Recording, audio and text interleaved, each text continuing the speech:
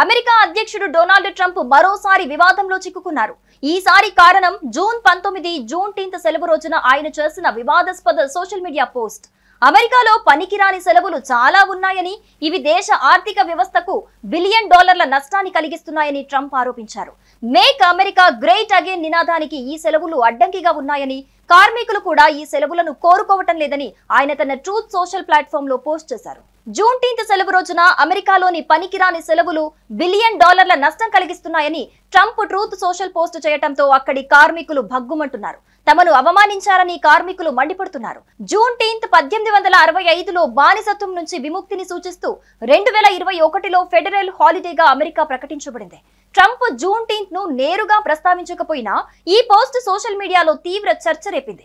గతంలో ట్రంప్ జూన్టీన్త్ ను ప్రశంసించారు, కానీ ఈసారి వైట్ హౌస్ లో దీనిని సెలబ్రేట్ చేయలేదు.